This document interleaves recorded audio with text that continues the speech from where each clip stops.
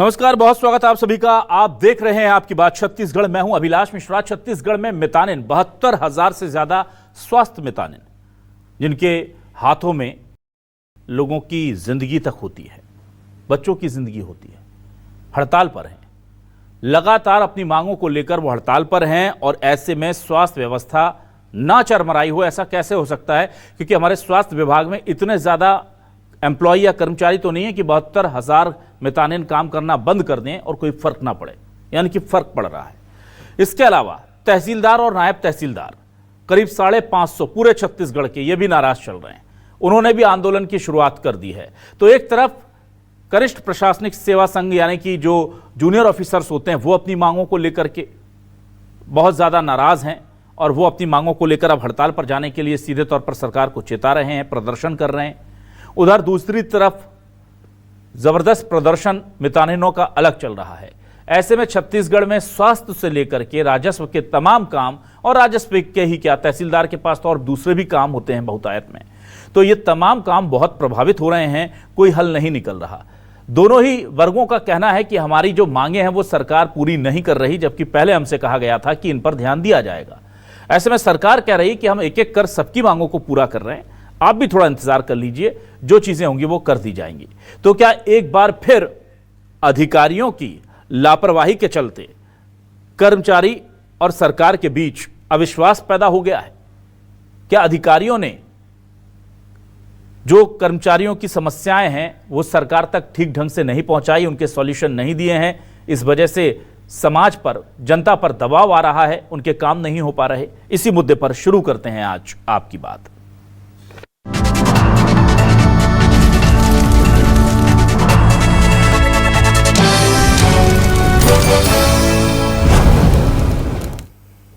तो PCC chief Deepak Baij ने बहुत गंभीर आरोप लगाए और सरकार पर कर्मचारियों की अनदेखी का आरोप जड़ा है।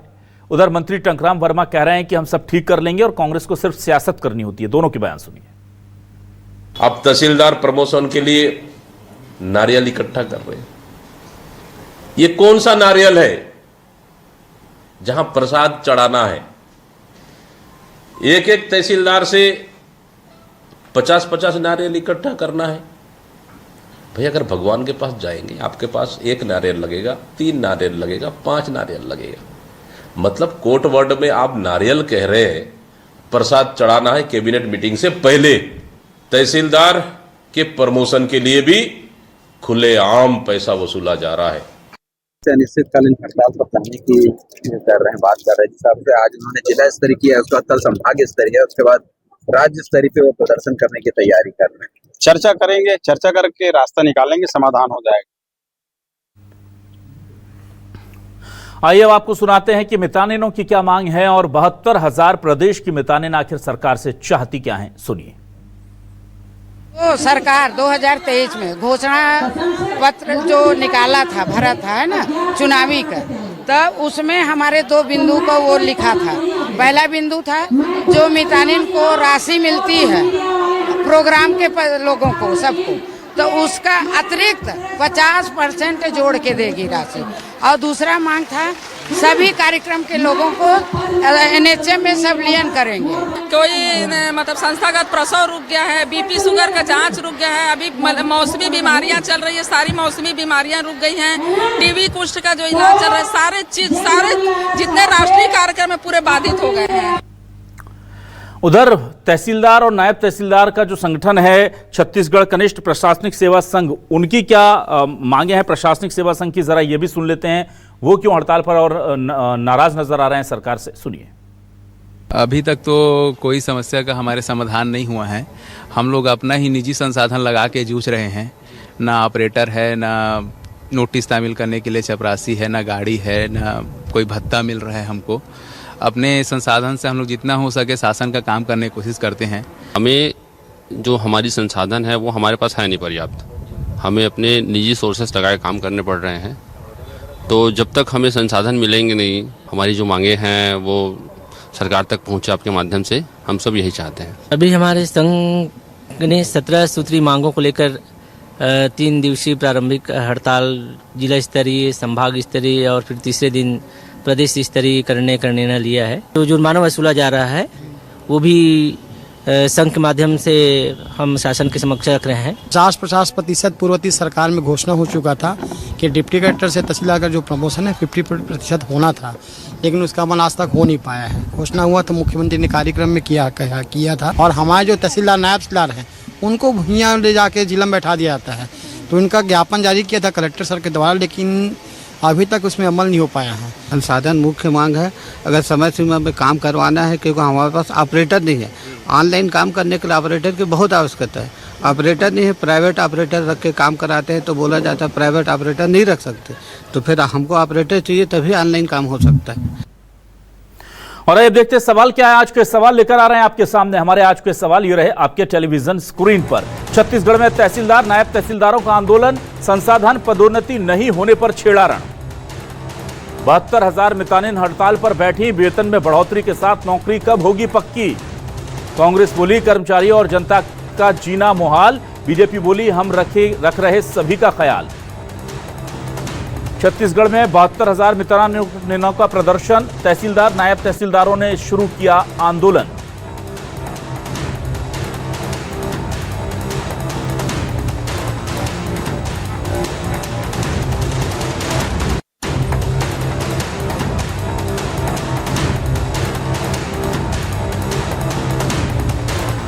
और आइए सीधे रुख करते हैं अब हमारे खास मेहमानों का। हमारे साथ 3 खास मेहमान जुड़ गए हैं। कांग्रेस से वरिष्ठ नेता प्रवक्ता धनंजय ठाकुर साहब जुड़ गए, उनका बहुत स्वागत करूंगा मैं।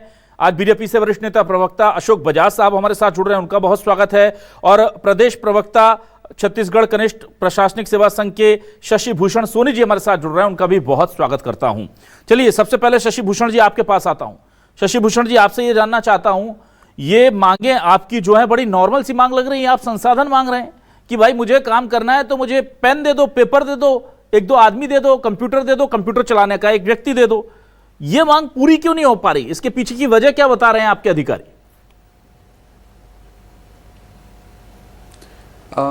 बेसिकली अगर ध्यान दे तो छत्तीसगढ़ कनिष्ठ प्रशासनिक सेवा संघ जो है वो तहसीलदार नायब तहसीलदारों का प्रतिनिधित्व करता है।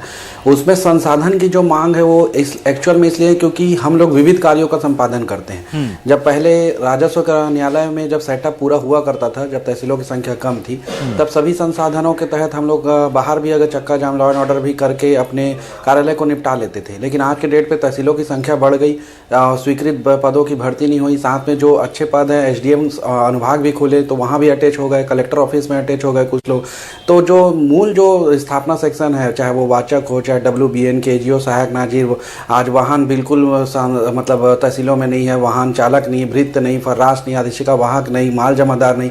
तो इतने बड़ा जो सेटअप है अगर वो नहीं रहेगा तब तक नहीं बन सकता। और तहसीलों में अगर हम नहीं रहते हैं तो पक्षकार घूमते रहते हैं और मैसेज ये जाता है कि राजस्व न्यायालयों में काम नहीं हो रहा है और कहीं ना कहीं जो है लाल फीताशाही चढ़ी हुई है। तो लोक सेवा गारंटी में प्रकरणों का निराकरण करने के लिए हम जनता की सुविधा के लिए संसाधन की अपेक्षाएं शासन से बहुत ज्यादा है।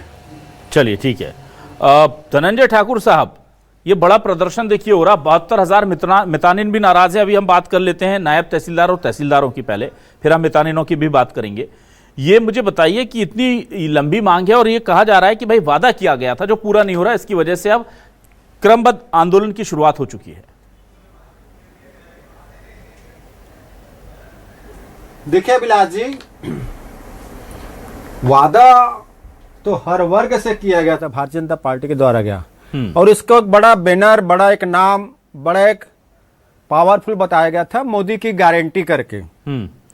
और ऐसा लगता है कि इस प्रदेश में कोई ऐसा व्यक्ति नहीं बचा होगा जिसको मोदी की गारंटी के नाम से जुमला सुनाया नहीं गया होगा।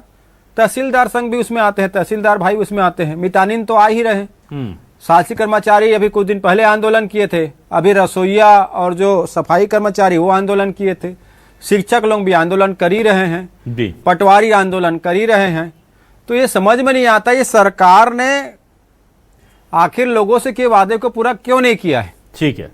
और जब संसाधन की बात कर रहे हैं तहसीलदार संघ, तो इनसे नारियल मांगा जा रहा है बदले में। मितानिनों की स्थिति यह है अभिलाष जी, आप सोच सकते हैं कि मितानिन तो ना सरकार के अधीन है ना एनजीओ के अधीन, अभी उनको तो वेतन के भी लाले हैं, उनकी नौकरी की भी खतरा है। क्योंकि जिस एनजीओ के माध्यम से इनको वेतन मिलता था, काम मिलता था, वो एनजीओ का टेंडर खत्म हो चुका है और सरकार इनसे वादा की थी कि उनको परमानेंट किया जाएगा। ना ये परमानेंट किए हैं, ना एनजीओ को किसी काम दिए हैं, ये तो अधर में अटके हुए हैं। तो पूरी तरीके से सरकार जो है असफल साबित हो गई। हर वर्ग के साथ धोखा, वादा खिलाफी इस सरकार ने किया है। मोदी की गारंटी के खिलाफ लोग आज सड़कों पर उतरे हुए हैं। ये सरकार को सोचना चाहिए। ये तो पूरी तरीके से प्रदेश में अराजकता फैल चुका है। ठीक है, अशोक बजाज साहब, रसोइया संघ का प्रदर्शन देख लिया, नायब तहसीलदारों का प्रदर्शन देख लिया, मितानिन जो है वो प्रदर्शन कर रही हैं, शिक्षकों का प्रदर्शन हो गया। मैं ये जानना चाहता हूं कि वादे आप लोगों ने किए थे, प्रदर्शन ये क्यों हो रहा है सर?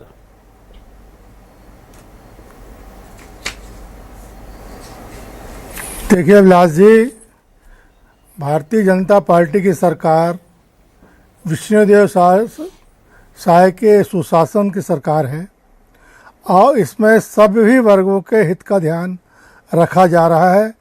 मोदी की गारंटी के अंतर्गत जितने भी बातें की गई हैं सबको सनई पूरा किया जा रहा है। क्या क्या नहीं किया गया है। धान का रेट बढ़ाया गया, 3100 रुपया किया गया, 2500 बढ़ाकर 21 क्विंटल धान खरीदी हो रही है। महतारी वंदन दिया जा रहा है।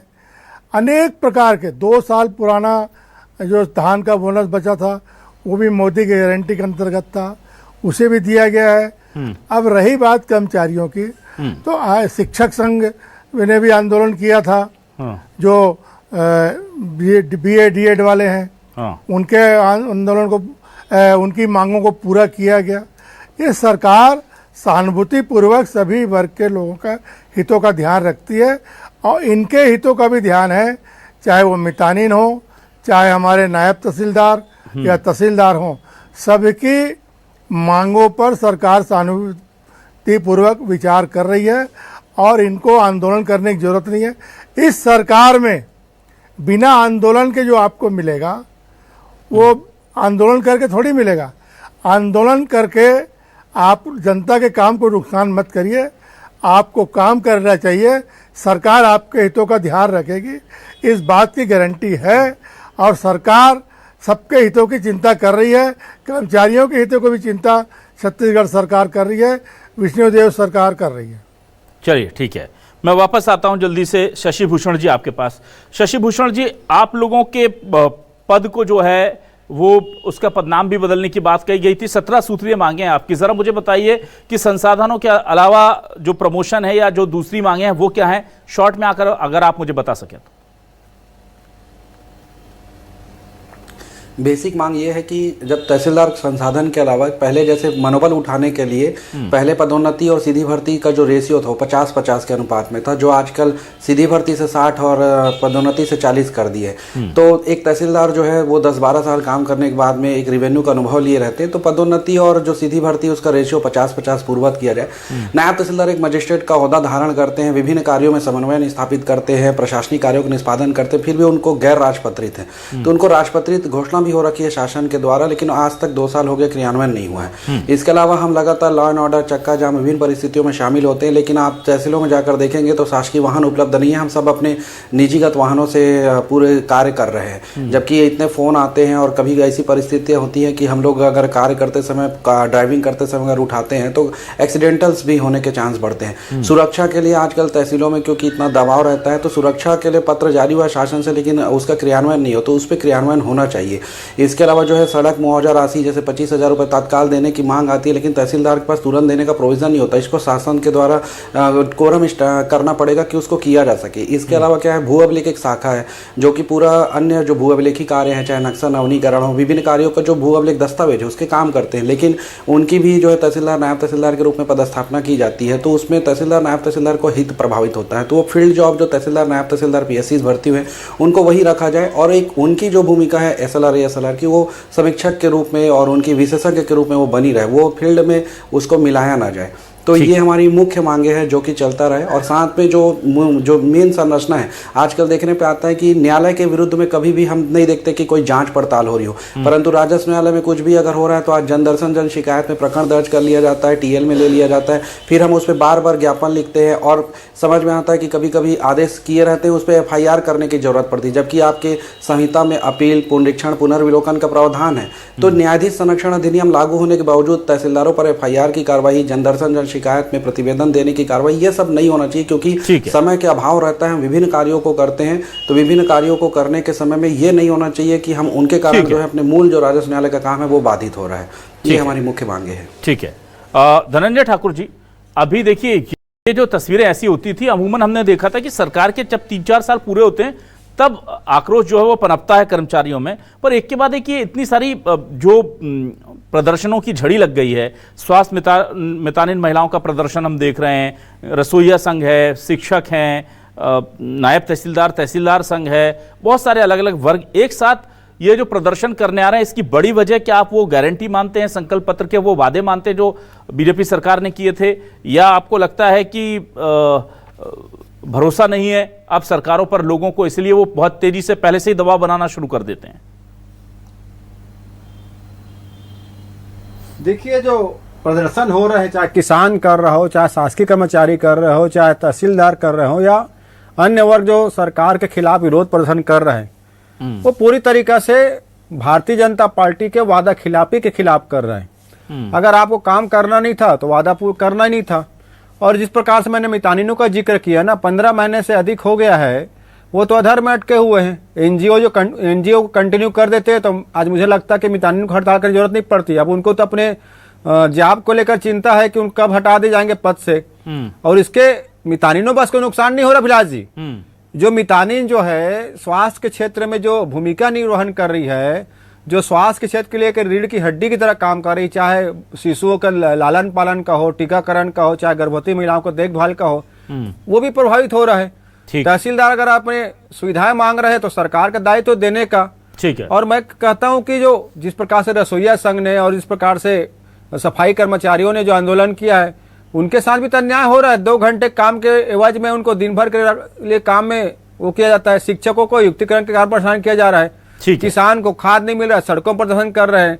महिलाएं से भी वादा किया गया था कि अभी लोकसभा चुनाव के दौरान, निगम चुनाव के दौरान, कि हम महतारी वंदन योजना के फॉर्म फिर से भरवाएंगे जो बचे उनके लिए। अब विधानसभा ने जवाब दिया कि महतारी वंदन योजना की फिर से फॉर्म शुरू ही नहीं हो पाएगी। तो हर वक्त साथ धोखा है। जैसे केंद्र की सरकार ने धोखा किया, राज्य सरकार भी धोखा कर रहे हैं। भाजपा नेताओं से पूछोगे, मुख्यमंत्री से पूछोगे कि कर्मचारी आंदोलन में है, तो वो एक बात बोलते हैं, मोदी की गारंटी है पूरा होगा। अरे कब करोगे भाई, यार 2 साल होने जा रहा है, अब तक तो आपको काम पूरा कर देना था। तो स्वाभाविक बात है, धोखाबाजी जो हुआ उसके खिलाफ आक्रोश है। चलिए, मैं अशोक बजाज जी आपके पास आता हूं। देखिए, बहुत महत्वपूर्ण सवाल यह है कि सिर्फ 72,000 मितानिन हड़ताल पर हों, 550 नायब तहसीलदार हड़ताल पर हों, या रसोईया संघ हड़ताल पर हो, ये नहीं है। रसोईया संघ के हड़ताल पर होने से स्कूलों का काम प्रभावित हो रहा है, बच्चों का खाना पीना प्रभावित हो रहा है, हमें मानना पड़ेगा, क्योंकि 72,000 मितानिन अगर हट जाएंगी तो स्वास्थ्य प्रभावित व्यवस्थाएं होंगी, खासतौर से ग्रामीण अंचल की जो बहुत ज़रूरी हैं। बारिश का मौसम है, इस वक्त तो सबसे ज़्यादा ज़रूरत होती है। तहसीलदार, नायब तहसीलदार नहीं आएंगे तो राजस्व के ग्रामीण इलाकों में पूरे काम अटक जाएंगे, शहरी क्षेत्रों के काम अटक जाएंगे। ऐसे में ये हाई प्रायोरिटी पर क्यों नहीं है सरकार की? सर, क्योंकि हम देख रहे हैं कि ये प्रदर्शन कर रहे हैं, कई दिन बैठे हुए हैं, इनसे कोई प्रतिनिधिमंडल जाकर के बात नहीं कर रहा, अधिकारी इनसे इन्हें वक्त नहीं दे रहे हैं, इन्हें आश्वासन नहीं दिया जा रहा है। भाई लिखित आश्वासन दे दीजिए कि ठीक है, हम लिखित नहीं दे सकते तो कम से कम मौखिक आश्वासन तो दीजिए। ये सिर्फ इन कर्मचारियों की परेशानी की बात नहीं है, ये पूरे छत्तीसगढ़ के आम जनता की परेशानी का सवाल है।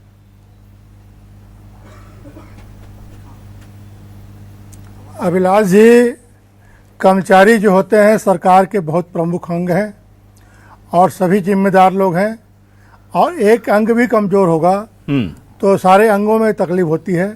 रसोईया से लेकर प्रमुख सचिव तक सब बहुत जिम्मेदार लोग हैं और सबको सरकार पर भरोसा करना चाहिए। सबकी मांगों पर सरकार विचार कर रही है और यथा समय यथा संभव जो भी हो सकता है सरकार उनकी मांगों पर विचार करके उसे पूरा करेगी। वार्तालाप से ही सब लाभ है, सड़क की लड़ाई लड़ने का कोई मतलब नहीं है। इनको वार्तालाप करना चाहिए, बातचीत करना चाहिए। तो किससे करें सर? अशोक बजाज जी, ये लोग आपको ज्ञापन दे चुके हैं, ये लोग सरकार के जनप्रतिनिधियों से निवेदन कर चुके हैं, और ये कैसे संवाद करें? आप इन्हें रास्ता बता दीजिए संवाद का, वो संवाद कर लेंगे। शशि भूषण जी, आपको संवाद करने में कोई दिक्कत है क्या? ज्ञापन वगैरह नहीं दिए थे क्या इनसे संवाद करने के लिए?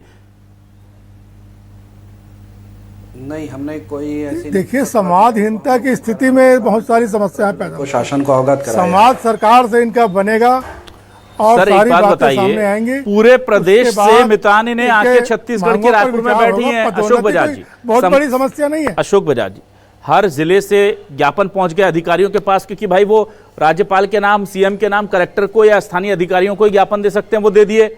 पूरे राज्य से आते हैं तो आते होंगे ना यहाँ पर आप लोगों के पास, अधिकारियों के पास। ये संवाद का ही तो तरीका है। उन्होंने अपने चरणबद्ध आंदोलन की शुरुआत का पूरा टाइम टेबल जारी कर दिया। ये संवाद का ही तो तरीका है। वो कह रहे हैं हमसे बात कर लीजिए, आ जाइए। वो आकर के बैठ गए कि चलिए, हो सकता है कि हमारे अधिकारियों के पास गाड़ी वाड़ी ना हो, वो ना निकल पाए, एसी कमरों से गांव तक कहाँ आएंगे, तो हम ही आ जाते हैं गांव से चल के। वो आकर के रायपुर में और जिला मुख्यालयों पर बैठ के प्रदर्शन कर रहे हैं। अब वो कैसे संवाद करेंगे? आप बताइए, कहाँ जाएं वो? आप उन्हें एड्रेस बताइए, वहां पहुंचा देते हैं उन्हें। संवाद करने के लिए ही तो वो बैठे हैं। मैं ये जानना चाह रहा हूं, सरकार की तरफ से संवाद की क्या स्थिति है? सरकार की तरफ से संवाद की क्या स्थिति हुई है, बताइए ना, क्या पहल हुई है?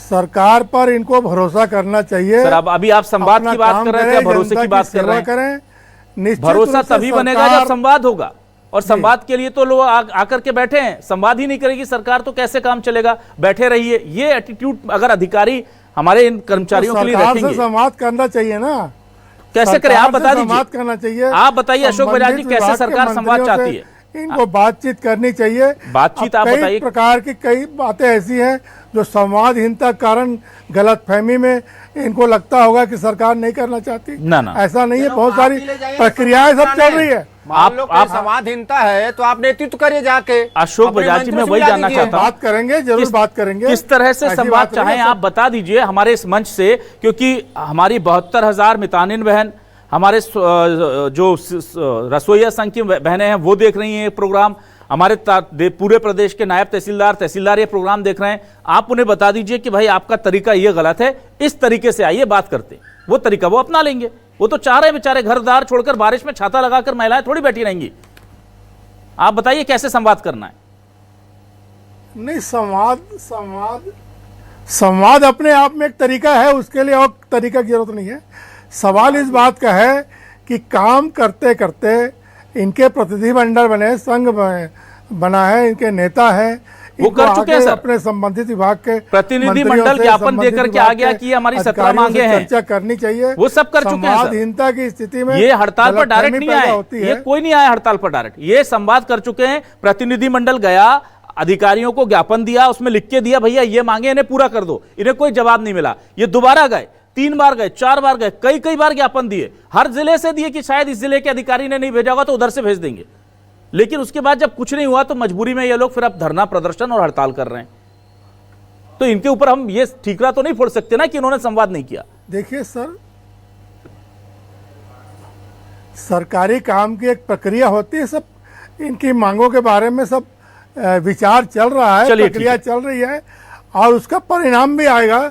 लेकिन इनको अब काम छोड़कर, ये हड़ताल छोड़कर काम पर वापस जाना चाहिए। हम यही निवेदन कर रहे हैं, इनको सरकार पर भरोसा करना चाहिए।